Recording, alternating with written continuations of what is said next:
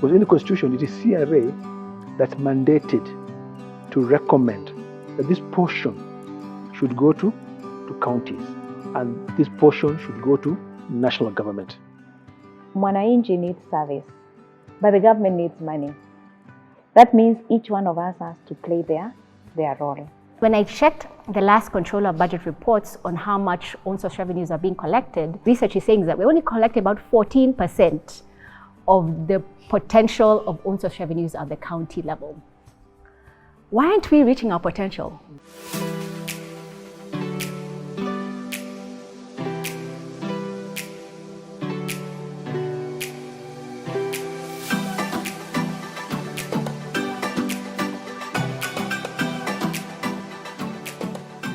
Hello and welcome to Policy Unstuck, a public finance management podcast that decodes public finance management and policy. I'm your host today. My name is Wangari Mwekia, and I am the founder of Expertise Global. And I am here today with two fantastic guests, George Ooko and Mary Kimanzi, and I'll ask them to introduce themselves, starting with you, George. Thank you, Wangari, and thank you for inviting me. Yeah, George Ooko, and I've actually been privileged to work with both of you. In the recent past. Indeed, yeah. I was CEO at Commission Revenue Allocation, CRA.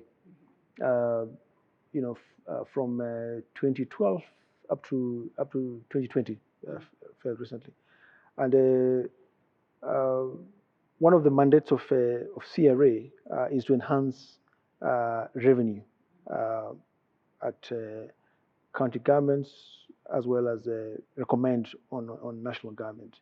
The main mandate was on revenue share amongst the counties, as well as between the levels of government. Yeah, but we're here to talk about own source revenue, and that was a mandate in the Constitution for CRA. I had opportunities to do a lot in that space, at CRA, and I finished that, and I still follow up on the discussions. I follow up on the issues. I track what's going on out of interest. Yeah. So currently, I'm in private business, and I also am at a USIU, United States National University, as an adjunct lecturer in management and leadership. Awesome, and I think it was we worked together a lot when you were as a CEO, and Yeah. I was very happy to find out that we are neighbors in the office. So Yes. when I bumped into you, I was like, how fortunate. Yeah. Fantastic. So Mary? My name is Mary Kimanzi, a public finance lead with Expertise Global, where I'm consulting currently. I have experience in managing public finance, especially at the local level. And so I would say much of my experience is managing public finance at the local level.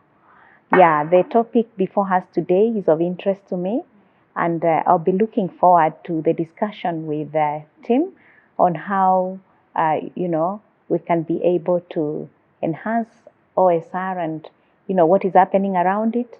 And I'm looking forward to my contributions on the topic. And yes, we have interacted with both of you before, with George while at CRA, supporting counties with enhancing revenue.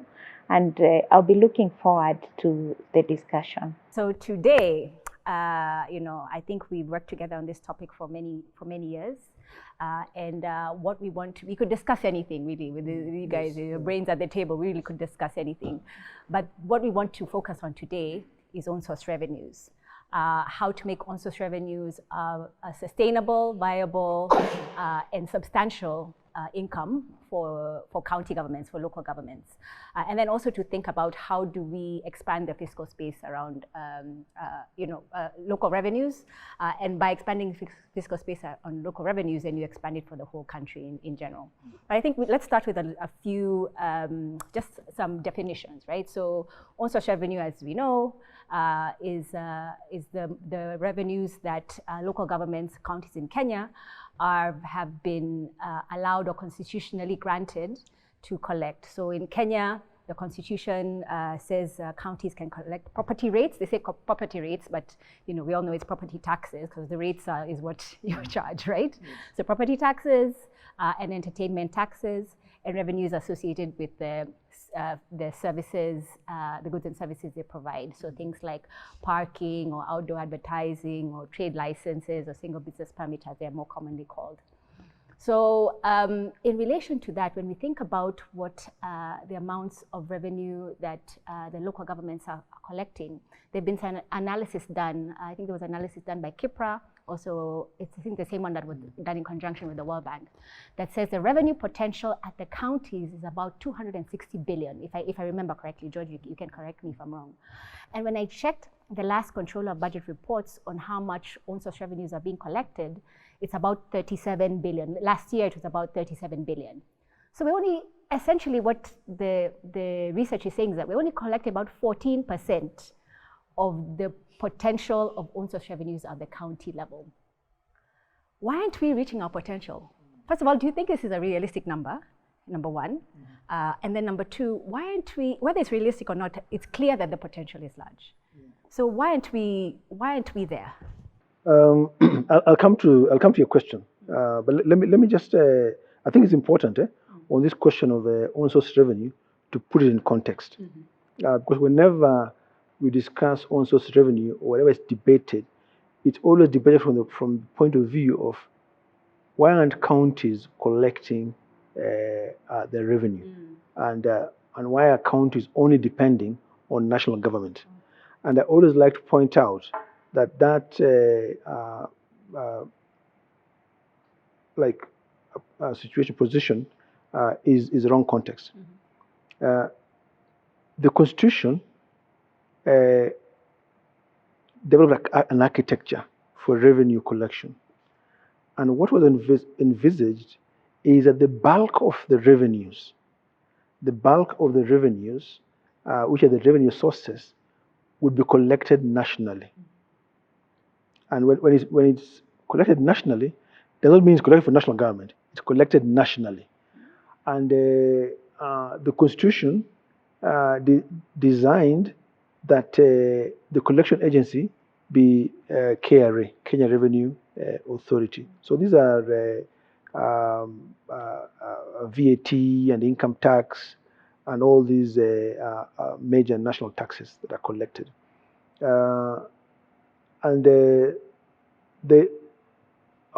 So this revenue belongs to Kenyans. The revenue belongs to Kenyans. The revenue belongs to both levels of government.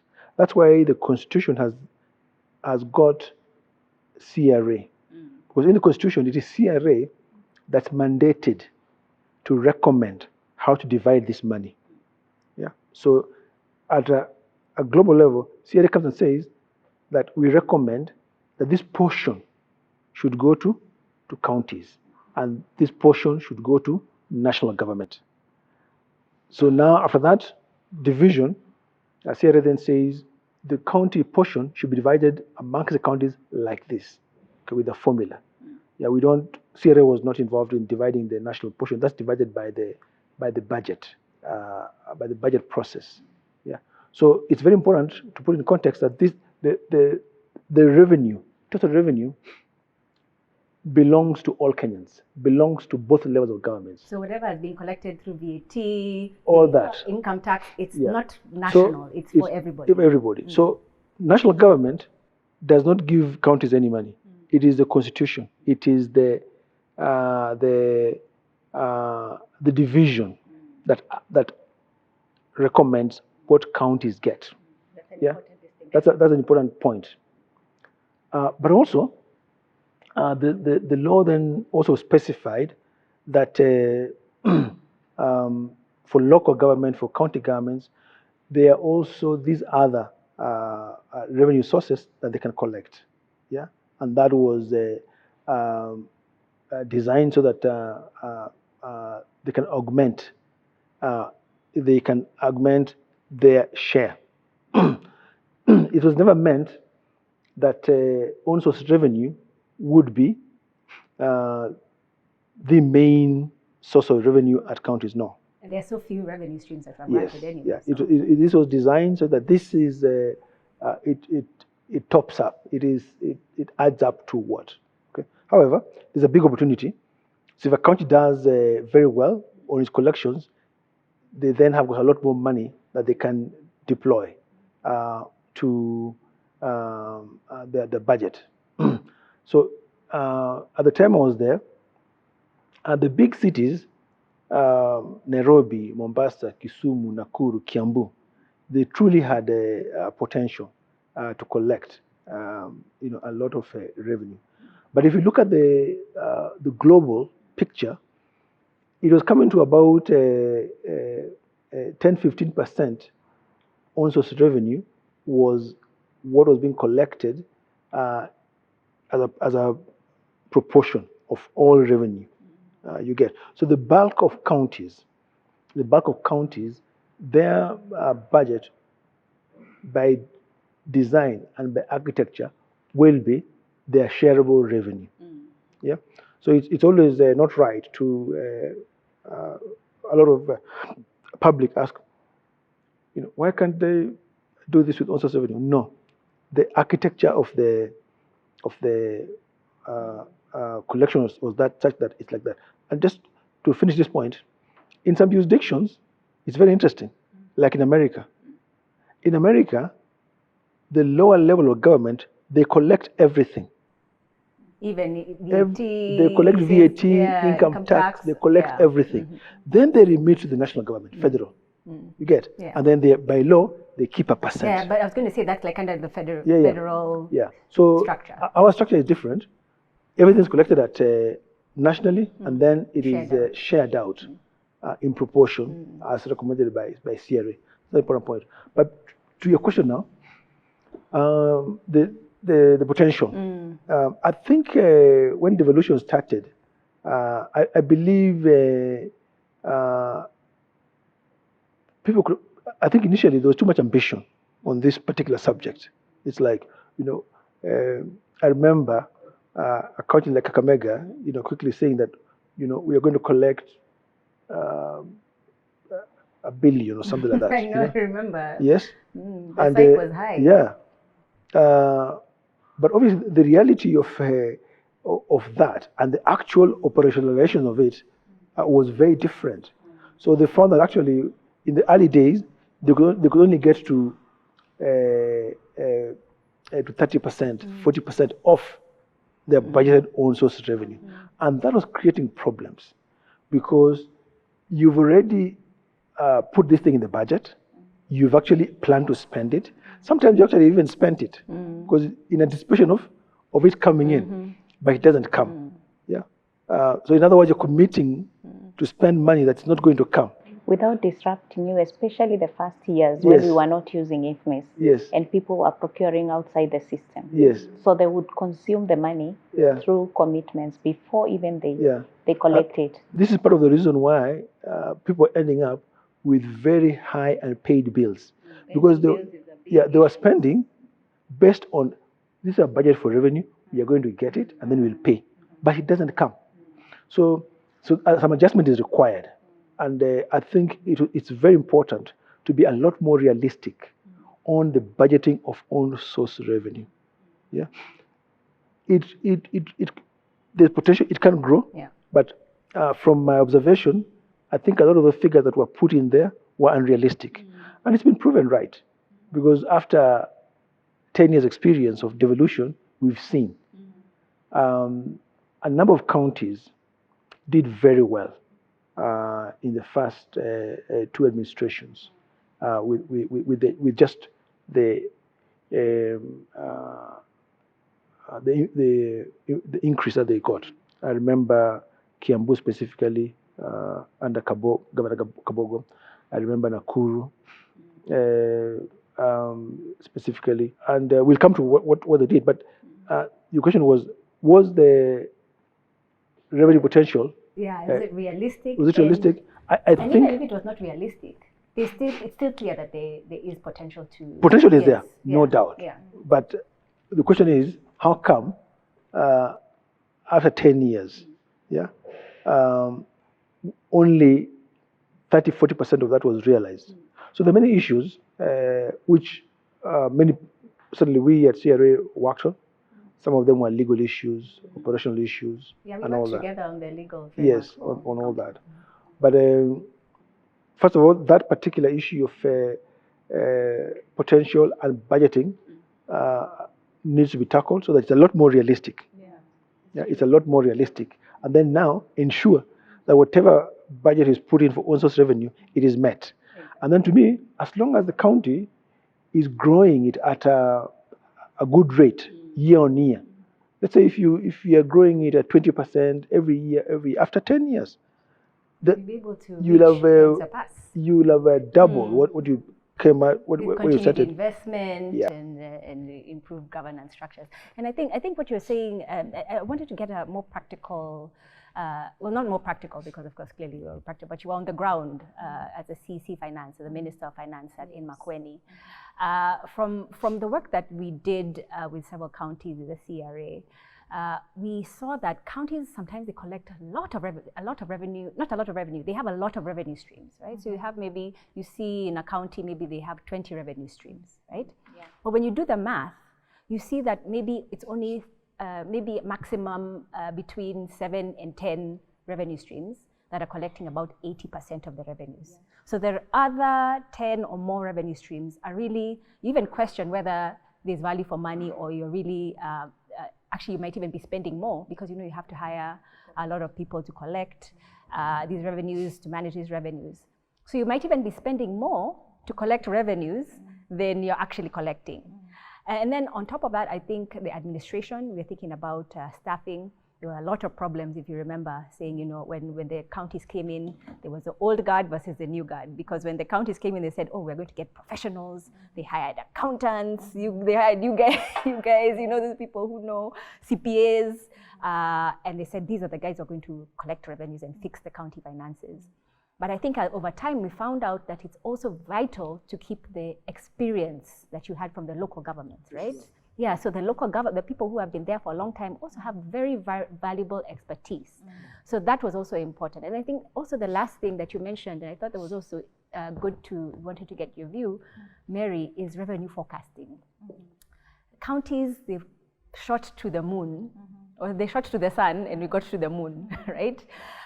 I think it was okay because I think the ambition, it's good to have good ambition and it's good to be able to try to achieve that. But the challenge with having high revenue targets and you don't meet those targets, like you said, you spend and commit against money that is not there. So you have a lot of pending bills. You talk about what your experience was in the county along these lines and more. Having worked with the county for quite a number of years, I can actually say a lot about revenue. I must admit that the local authorities actually managed well. I see something that used to happen that probably needed to be very much embraced with the county governments. Because the local authorities, the officers actually worked kind of with the councillors to ensure they collected. They were a team when they were doing it. When you come to the county governments after, the county governments came, like you've rightly said, there was that feeling that the people that have been working here may not be, how should I say? Most of them were not like accountants. The local authorities officers, some of them were not very educated. Of course, they had some that were. And so the counties decided to recruit people to collect. But I think what I would observe is that the issue may not have been the education levels, may have been the techniques of how to collect and how to manage the whole issue of revenue collection. You see, for example, one thing we should appreciate about revenue collection is the relationship between the people we are collecting from and the government itself. Because you see, I think there is what we would call a social contract between the people and the government. The people want services from the government, and the government needs to collect money from the people and give them a service. So it is important that the government ensures that they have the right people in place who can be able to collect the money. And once they collect the money, they give it back to the people. But then the question around that, sorry, even as you're going, yes. I always wonder about it's like a chicken and egg situation. Do you collect the money, then you provide the service, or do you provide the service and then it encourages people to make the play? It's got to be simultaneous. Yeah. It's got to be simultaneous. But the service provision is very important. Because that encourages, incentivizes people. I mean, take a simple pay. thing like a market. Or collecting garbage. I would get embarrassed, visiting a market and to go and see, revenue collection. And the market is filthy. There are no toilets. So surely, why can't everything collected there? First of all, just go into the clean market, this place, being ring-fenced into the put in the toilets that are clean and putting cleaners to clean the toilets. But now there's a direct correlation. You pay this, and this is a service, and all that. But you see something interesting about how those people were replaced. Actually, in the first few years, there was serious disruption. I think, in hindsight, the first administration should have worked very closely with those local authority departments and integrate them better. I'll give you an example. There was a town council office in Sia town. So in there was the office of the chairman of the county council, and the revenue office was downstairs. Yeah, it was a small office, fairly efficient. Things were manual, but because I used to go and pay rates for a property I had, I knew them. I would go every time and all that. So I remember. So it was decided that this whole building is going to be the governor's office. Fair enough. But now the focus was on get the governor's office ready. This is early days, 2013. So everybody move out. I don't think anybody ever thought that let us make due care on how you move these people and where they go. And the mentality was out with the old. You go, in with the new. So problem number one, the revenue office is completely disorganized. They've been shunted to the side in a small house, some on the side, inadequate. The files are all over. For a year, I think they were even confused. That is, and it showed because now they couldn't even write to you and tell you, come and pay for your like they used to do. You get, and then now after that, then now they go back and say, oh, by the way, we're supposed to collect revenue. And where are those people? So where did they go? Oh, they were there. Let's go and see how they are. How are they? What do they have? And all that. So you see. So after a year or so, then they're able to be facilitated to do their work. Yeah. And what was your experience? Like, because were you part of the new guard? Or were you were the new guard? How did that work out? Okay, what he's saying is true. There was that feeling that we needed new blood, we needed people to manage well, we needed people to think strategically and all that.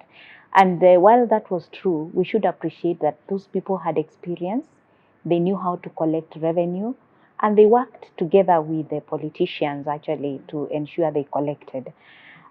In our case, there were new people. If I may just talk of Makueni, there were new people introduced to the department that was dealing with the revenue, that is the Department of Finance. And these people came at the top. So, of course, what you would experience first is people kind of slowing down to begin to adjust. But we quickly settled down. And one of the things I observed, even as a CEC, is that one of the directors who had worked with the local authority for long had actually run away to be an auditor. But he was working with the local authority. And in meetings, I would listen to him and I would realize he has a potential in revenue more than... Okay, he was good in audit, but he had a potential in revenue that would really help me. And so I requested him to go back to manage revenue. And I also looked at other officers who had been, designated to do other things, and they had been with the local authority. I brought them on board because I found them with a lot of knowledge, a lot of experience. Actually, it is from them that I learned that And up to today, I will be asking my brother here to probably say something about it. I learned that the government occupies land and should be paying rent to county governments. And it has not been paying this thing called silo. Yeah, a contribution in lieu of rates. Yeah. They were supposed to be paying, and they were not paying. Up to today, I don't think they are paying. I think the national government is one of the most deficient. It's a defaulter. It's a defaulter. It's a defaulter. And maybe I want to actually they don't just do a quid pro quo where they say we owe you this, but instead of paying, we give you something else or another service, some sort of. Yeah, I think something could happen. I think it's something. It's a lot of district towns, county towns now, were actually set up as administration towns. Yeah, that was the genesis of them. They began as administration towns. So therefore, you can find a town where the bulk of things were government offices. Yeah. So those government offices, they require services. Yeah. So there'll be government offices and traders. Only two groups of people are in the town. Okay. And the other people are residents who are working for government and other people. So therefore, they all require services. So it's only fair that those government offices contribute to the services. What are these services? Collection, roads, and all that. So I think that's why it was designed like that. Yeah, and so it's something that it has not continued. No, it has not continued. Yeah. It has not continued. And I mean, national government owns a substantial amount of property. even if it's to be said, forget about the old debts. Yeah, just start from here. And pay so that you contribute. Because per department it cannot be much. You know, it will be this department is here, that department is there, depending on what. So it's agreed per department to contribute. Yeah, I think I want to agree with him. And you had asked me a question, probably I didn't get to answer because, but the discussion is good, even when we get to discuss other things. You know, the thing is, are we really not managing to hit our potential as counties? And I would say, I agree. It is true that there are potentials with the counties. We can collect actually much more. Of course, some of the challenges are those we are mentioning, like if government paid what it should pay counties as rent, that is part of revenue that we should collect. If we dealt with the leakages that are there in revenue collections, we would actually collect more. If probably we strategized in the way we collect, we've talked of automation. Yes, we've automated, and every county has automated its own way. And has that made a difference? A big difference? I would say yes. I would say yes because you see, once you automate, you're even able to know the number of businesses you have. You're able to assess how much one is collecting. Some systems are so good, they even bring out what each collector is collecting per day. So like when we were at the county and we went to the ground and established that a certain collector in a certain area would collect so much, we tag that as the potential. So now you cannot give us lower than that. So there are benefits in, in automation. Some of those things actually can ensure that we enhance revenue. There are some cases where, of course, sometimes I wonder, like when you look at the study that was done by World Bank, it gave certain potentials. For example, Makueni County was given a big potential of collecting parking fees. When we start to evaluate that, we were wondering whether it's realistic. Maybe you can tell me his experience. Which parking are these? Where are they seeing them? This being a rural county. Maybe they looked at the lorries that use Mombasa Road. And of course, at one point, we have thought of constructing parkings along Mombasa Road. But who will park for pay when they can park in a smaller market for no pay? So maybe, unless there is a policy direction, policy change. That is, let me pick up on that. You mentioned two important things, leakage, and for sure that is a big problem and was a big problem, and you can see it when you compare counties, and say, look, how can this county be collecting this, and this is a county with higher population, bigger towns collecting less.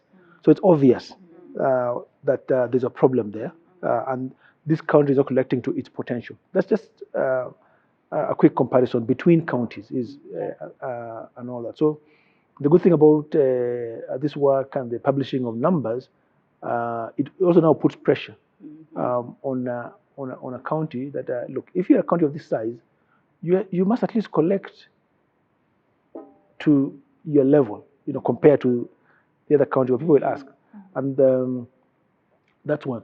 But on things like on that parking thing, I remember going to Busia. Busia is a border town, okay, and you've got dozens and dozens of trucks on the streets, just by the side of the main street, as they're waiting to go to the border and going. First of all, it's unsightly. Number two, it is dangerous because some of these things are tankers. Yeah, that should be the same in Makueni, because whenever I drive to Mombasa Road to Mombasa, that's what I just see. My God, all these trucks. So therefore, for Busia, I said surely there must be a need to put up a proper lorry park, very big one, where you come, you park there, and then you pay.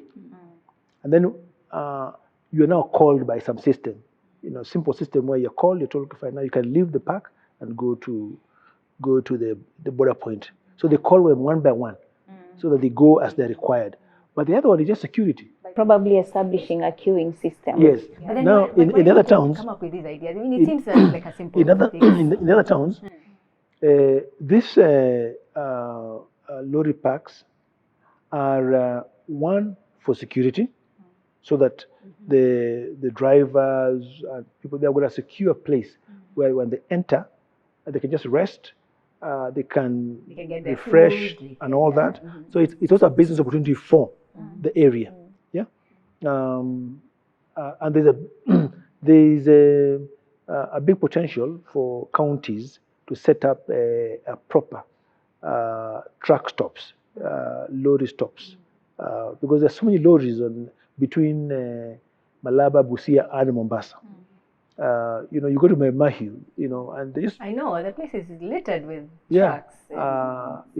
Vehicles. So that can be organized. I'm sure. But why don't they? What is the problem with coming up with this? What do you think? Okay, first of all, that one, there'd have to be a bylaw. Yeah, that you cannot just park on the So road. you start with the legal framework. Yeah. If you park on the road, there's a fine. Yeah, you'll be fined 1,000. But you go and leave the park in the designated lorry stop, it's only 500 bob. Yeah, that's revenue for the county. And then you pay online using digital just system. some system. Yeah, and it's more secure for those because there's always, when you read, they talk about security of the goods and the vehicles. Yeah, I completely agree. And sometimes I wonder, I mean, not to be, I think sometimes it's arrogant to say, like, why aren't they coming up with a solution? I'm sure there are things that, the reasons why, I don't know if you have an insight as to, we can come up with solutions here all day, but what are the challenges? Why don't we see implementation of some of these things that seems like low-hanging fruit? I was almost asking him a question from his experience at CRA, but maybe it's the same question you're asking me, because you see, when I look at the counties, we all behave very differently. And sometimes it may not be easy to bring us together to think one law. Because I'm wondering, this policy direction or law, that can be enacted, should it be national? We say no parking on the road, so that this county doesn't pass a law and the other one decides that law is not good for us. Because when there's information, revenue policy, that's where the state should be. That has to be a national law. Yeah, especially because it's cross-border. And combining, highway regulations, Kenha, town regulations, all those things. So is that. But let me suggest this, Wangari, because perhaps there's also the main sources of revenue. You mentioned a very good thing that there are all these other many things people are collecting, but when you looked at them, maybe 3 or 4 were the main revenue 85% of the revenue. So and those ones are the ones where the bulk of the potential were. Yeah, and a big one was rates, property rates, and then a single business permit. Yeah. Of course, depending on the county, some of the rural counties they depend on plot rent and things Yes, like that. yes, the more urban counties, it's parking, yes, the business permit, and the like. all those. Yeah. So it's about looking at each one of them, and then and now doing a forecasting, sensitivity, and all that. And making sure that that particular one is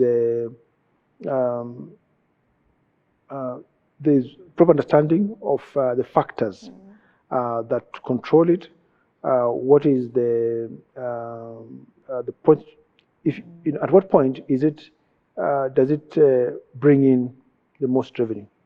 And what should be done?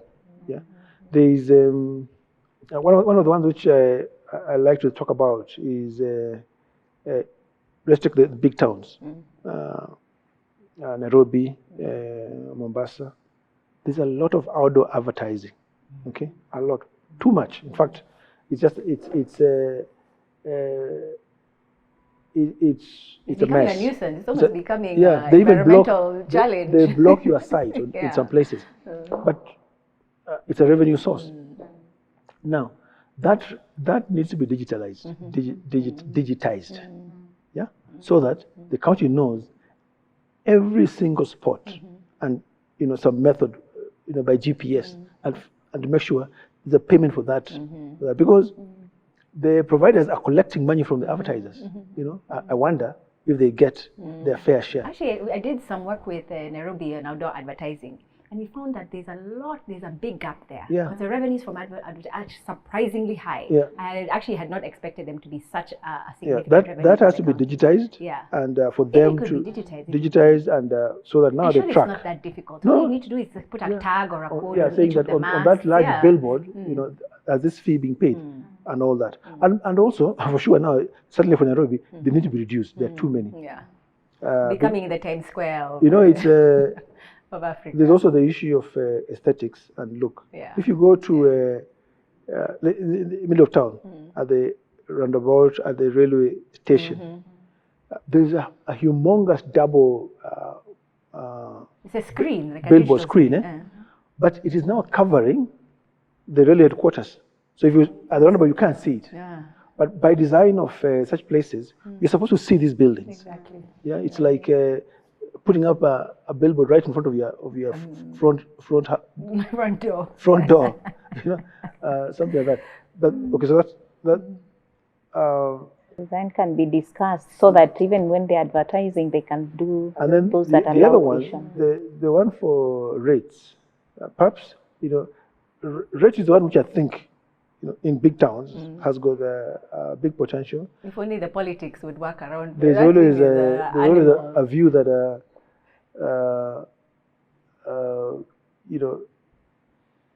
many the way it's calculated needs to perhaps change. So the base, because the valuation rule is for 1980s, I think. Yeah, and also if it's high rise, then now they pay based on that, not because that high rise is demanding a lot more services from the sewer, county, electricity, exactly. roads, yeah, so they should pay their fair share. And actually, even when you look at property tax, the way that it's calculated in Nairobi, I believe it's on an improved site value. There are different ways of doing property tax. Yes, An improved site value means really you're just taxing the land that yes, it's on.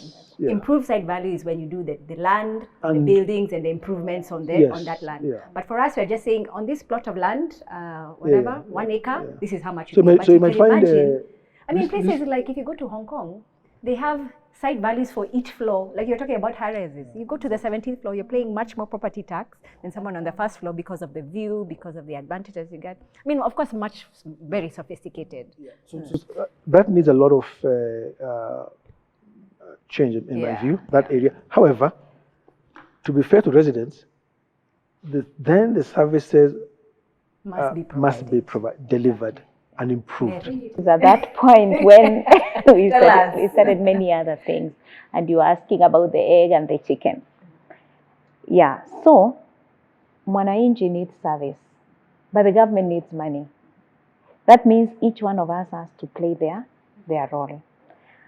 I think what you observe is that when citizens realize that whenever they pay tax, they get to see something. By the way, they begin to comply. You see, at the national level, KRA says kulipa ushuru ni kujitegemea. So we pay ushuru, then we are able to depend on ourselves or our incomes for development. So what I have observed is that whenever citizens are involved in revenue and they see services coming out of the revenue they pay, they actually comply. I have seen cases where during the discussions of finance bills, citizens would even propose revenue to be, certain rates to be higher. Of course, there are others, and all the time they would want the revenue to be, the tax to be lower. So we have to ensure that as governments, citizens get the services. We have to ensure that whenever we are allocating budgets, because you talked about cost of collection, we allocate budgets in a way that the cost of collection is minimal. When we talked of parking, and I liked the idea of like at the border, that's a very good case. Even on Mombasa Road, with a law that supports that nationally, if we did the parking, the parking places, and we automated so that at the gate people just swipe to go in and to go out, it becomes quite easy. Again, you don't need a lot of people to collect. And that needs to be done. Even for Nairobi, I have seen very designated nice parkings, but they are still manual. But do you think sometimes that also is a challenge, because everybody says government is an employer. So now if you have digital solutions, then where do you put the rest of the people that well, interesting you say that, and you mentioned that. Nairobi had parking machines in the 70s. Those ones where you put coins. Yes. I remember them. Yeah. Let me betray my age. They were parking machines. Yes. And the good thing about those parking machines is you paid for usage. So you come, you park for an hour, 2 hours, 3 hours. So you work out and you keep paying. Along the way, they were removed. And then we brought in the people the codes who then now collected. Initially, they were collecting the actual cash. I mean, that is like going backwards, Because and you'll be losing. Those meters also help to count how many spaces that you had in. Then now, they've brought, of course, the pay bill method. Okay, but that pay bill method for Nairobi is very flexible. You pay per day. So yesterday I was out. I went somewhere, and I was driving a double cab, and you pay 500 shillings. It's a fixed flat fee, and I just wanted to. Is it lower for a small car? Lower for even if it's a small car, I think it's 300 bob. But the point is this: in the parking spots where you can pay 100 shillings for an hour or 2 hours. Yeah. So that also needs to be tied to usage, so that you're paying for usage. Are you here for 2 hours? Are you here for half a day? Are you here for the whole day? In which case you pay the whole day. And then what that ends up developing is leakage. Yeah. Now because this method is manual. There's some young guy walking around saying no. Wacha nikuangalie gari. Nikuangalie gari. So clearly people do that. I mean, not me. They're losing. But a lot of people do that. They're losing revenue. So if you put it too high, you will encourage that leakage, and because there's no meter, I think that can also, I don't know how much I haven't looked at the figures, but that for sure can be improved. And in many cities, I liked I saw it one European city, they just have a box somewhere where you, for the whole stretch of a street of about 50 meters, you just go and pay. Then you get some receipt which you leave in the car. Simple. But what I wonder sometimes, is it that really management is unaware of some of the things that happen? I think we are aware. It's only that. I mean, I've worked in government before, and they're some of the smartest people I've ever worked with. Yes. So it is beyond me. I don't believe that these are solutions that have not been thought about. I just don't understand why, and perhaps it's a political conversation as to how this happens. But you know, one of my favorite. In the private sector, these solutions exist. All these things is about improving systems, continuously improving systems. You know, and something as simple as this. Yeah, for some reason, in Nairobi, if you want to pay land rates, and you have an issue, you must go to City Hall. It's one office that has been the same office since the 50s. I tell you, sometimes like around about February, there'll be a queue of like about 1,000 people. In 2024. In 2024. How are we queuing so, in 2024? Why isn't that office decentralized? Why isn't there 6 revenue offices, one for north, south, east, west? A long time ago, all the banks in Nairobi were in the city center. Now, every mall has got a bank. You go to any bank now, you will never find anybody inside there. Than a bank, they have the app. I went to my bank the other day because I was thinking I need to transfer some money from here. Yeah. So I went physically. The guy told me, "Why are you here? You have an app.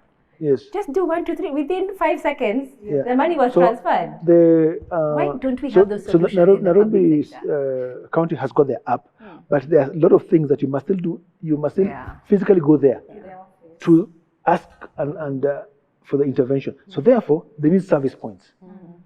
They need 4 other service points. 1 north, 1 south, 1 east, 1 west. Maybe a central one. The central one is there. It's in City Hall. So 5 of them. Yeah, so they need another 4. Another 4, to make it 5. And now it's easy to pay. Yeah, it doesn't take up a whole 3 hours to go and ask the question or to resolve some matter. Only for you to be told to go back and come back. So just make it easy to pay. That's one of the things. But the other big items we've talked about, down of land, the single business permits. So I think let's give them credit. They have done some automation, but in the 10 years, there have been 2 frequent changes of system. Almost like as if every administration comes and says, no, we quite don't like this system. You know, we are going to they start all over again. Like Kiambu under Governor Kabogo developed a really good system. Yeah, at CRA, you know, you also used to go around and see which are the good systems because we'd hope that tell people, why don't you copy this one? It's good. But the next administration, I think they came and scrapped that whole thing, and these things cost money. A lot of money. Yeah. Every 5 years, a change comes. You're asking. I think one of the things that you mentioned is, you know, how can national government help? I think first of all, let us have uniformity of systems. Yeah. By the way, there was a through the experience of the local governments before 2012, they had struggled with this problem. In the end, they came up with a system. What was it called? iForms. Local authority. That thing had reached a point where it is actually now working quite well. So actually, in hindsight, there must have been... Actually, iForms works much better than the system that we have today. Where could you have just said, look, let us upgrade that iForms and use it across, you know, instead of spending, if you add up all the money that was spent in all the counties, you're talking a few billion. It's a lot of money. So that money could have gone to service delivery, could have gone to health, could have gone to anything else. Just use life forms, improve it, upgrade. And then the good thing is that it was like a uniform system across. That was used in all local in all the authorities. local government. But even after life forms, we have had counties do 2 or 3 systems, depending on the administration. Yeah. I'm the new governor. Wangari is the previous governor. Says, this system of Wangari, let's do away with it. Let's start another one. Maybe this one had cost 100-something million. Another amount being spent to develop the system. So a lot of money has gone into unnecessarily into these procurements that are not necessary. Revenue systems. So I think where we are, and then there was the government offer. They were supposed to do a unified one. To also just they'll come in and develop, because the things are the same. SIFMIS, it was being called SIFMIS. Yeah, these things are the same. They're not different because every county has got the business permit, has got the rates and all that. So that will be at least take care of the cost, minimize the cost, and bring about efficiencies So I think, I really love where this conversation is going, but I realize that now we need to wrap it up. And where we are now is really thinking about solutions, right? And some of the solutions we've already mentioned is really administrative solutions, upgrading systems that already exist, making sure that you're using the resources that have already been spent, coordination between national and local and county governments, making sure the old guard and the new guard are able to work together. I think you find a lot of benefit from that.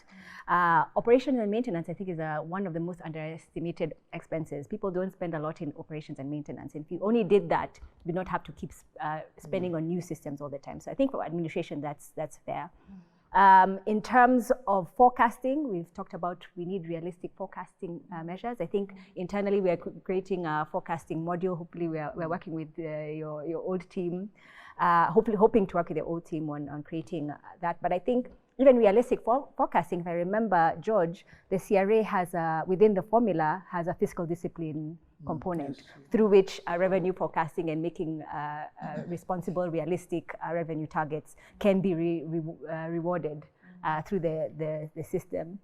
There's revenue streams, rationalizing the revenue streams. If you have 20 revenue streams, some of them are, even though they don't collect, yes, they may be viable because they're regulatory. So if you have a revenue stream around food safety, then yeah, that one, it may cost more, but it's a necessary. But some other ones are not necessary. They cost a lot more to collect. So and those can be done away with completely. Exactly. So that it's also minimize the nuisance effect. Exactly. And just nuisance taxes is what they're called. And focus on the big ones, which actually then help with the service.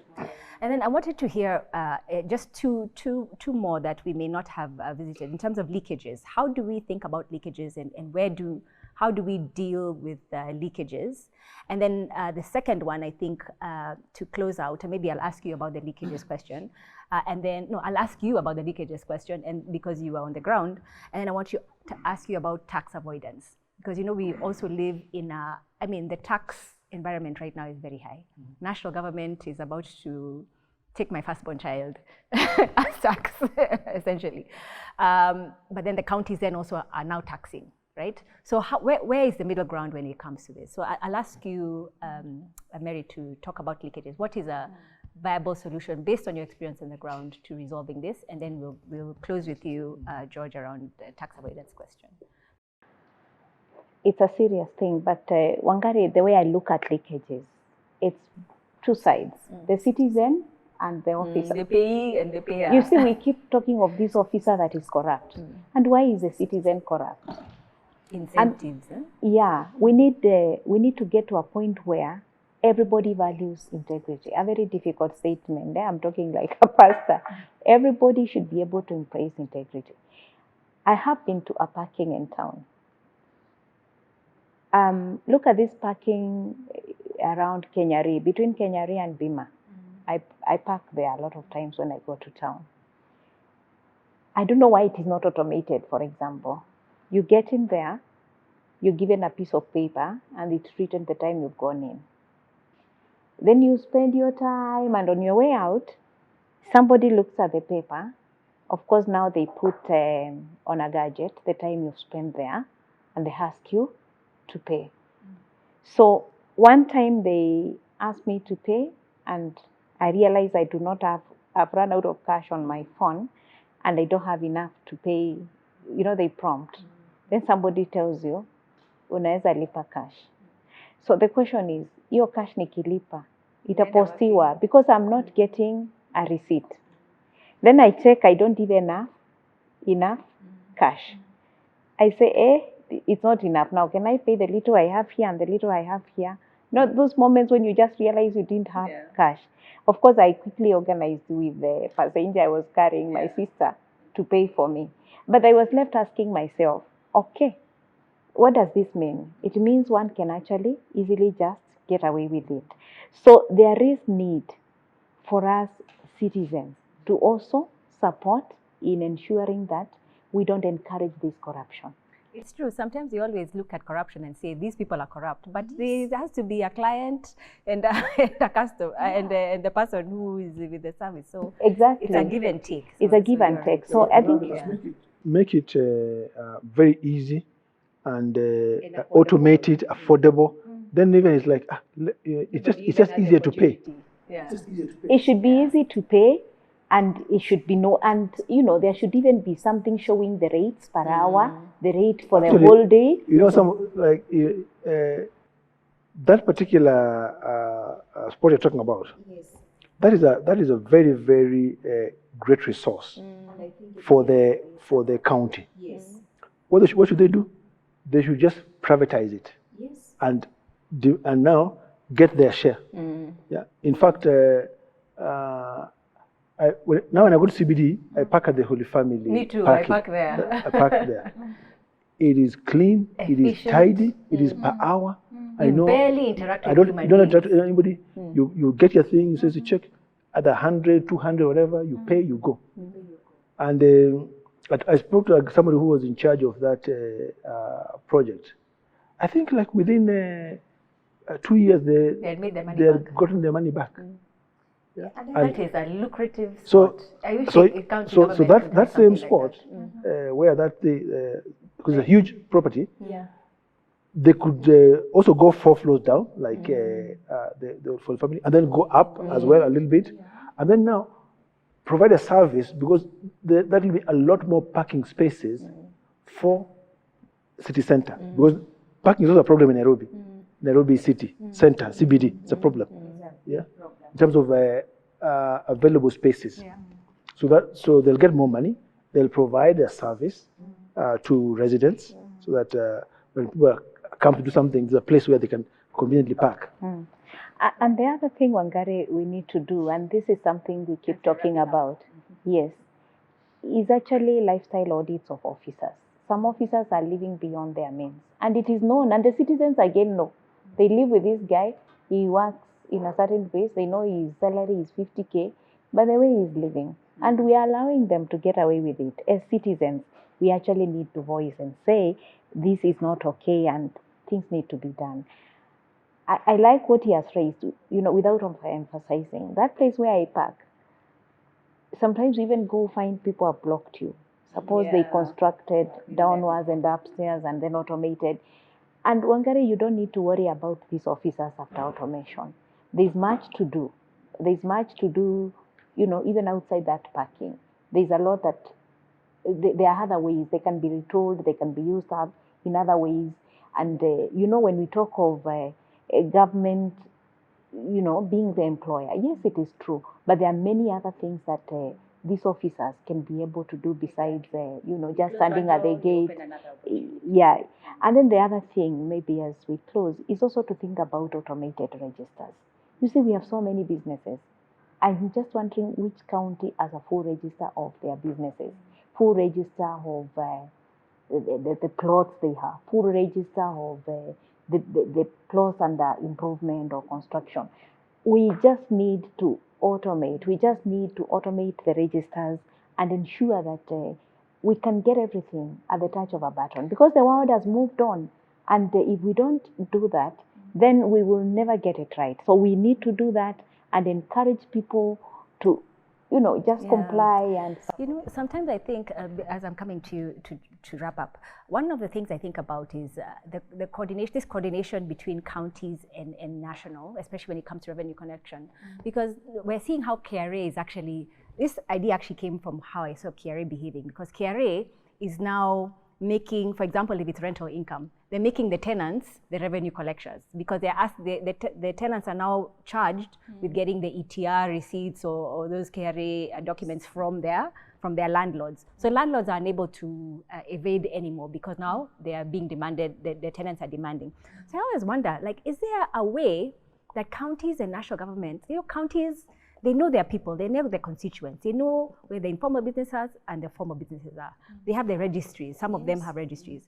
How can they galvanize that information and work with KRA so that they can widen the tax base, bring businesses into the tax bracket, but also by doing that, then they get a percentage of the revenues collected. So KRA will collect these revenues and say, because the county has supported us, we will give them an X%. And that also resolves a big issue when it comes to taxation. But when it comes to now tax avoidance, a segue to tax avoidance and the tax burden that we're feeling now with revenue collection from the national government and the county government, how do you think we can think about this and resolve some of the issues on the poor Wanjikos like me who are paying everything? I think I'm of the view that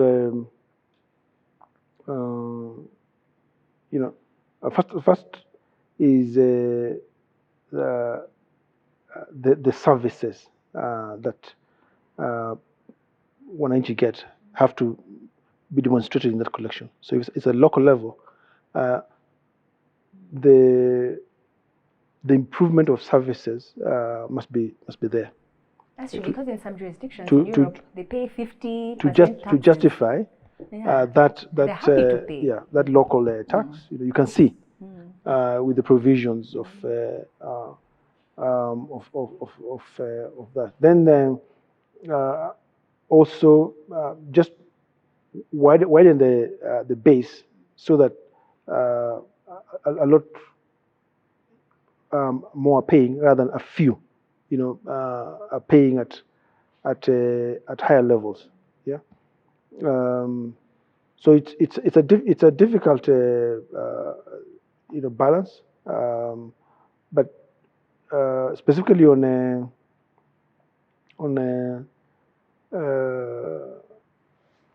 own source revenue and the money collected by counties, just the need to demonstrate what are the services that people have paid for, and what is the improvement. What's the improvement, and on their function, so that it's clear that if you're paying this what you'll get. And it's interesting because in urban areas, residents are often forced to pay additional. Almost if you stay somewhere in an estate, in an apartment, almost everybody pays service charge, and this service charge goes to providing more goes to the same services, to provide services. Yeah, like where I live, we pay service charge. What is service charge for? It is for garbage collection, street lighting, and the shared water. we pay for. We even sometimes we pay for water to fill the. Yeah, we fix the potholes and all that. You see, so in other words, this you're doing this because the other one is not adequate. Yeah, and if it was adequate, this one would not be required.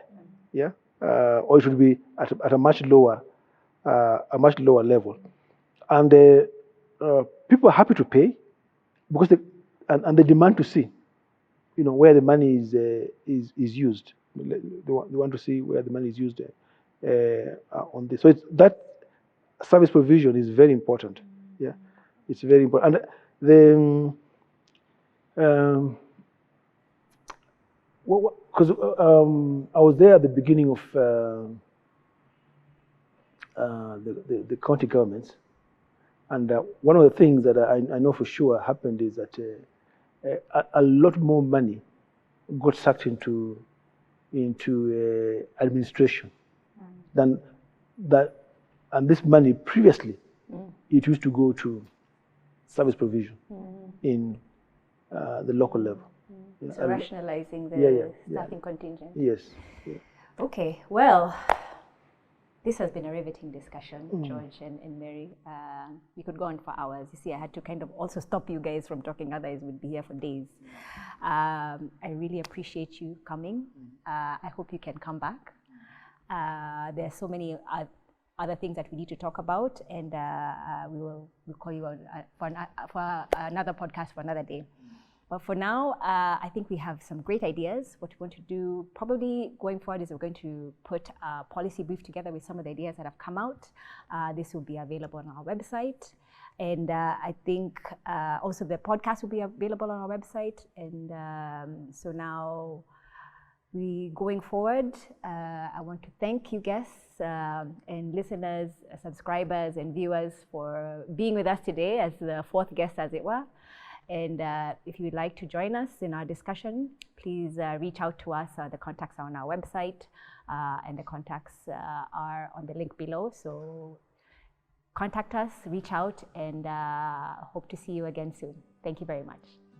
When the government comes into place, what they said in their manifesto, they should just follow, because that is the plan that they have. Because again, when you bring something that citizens do not have a need, it will not be used.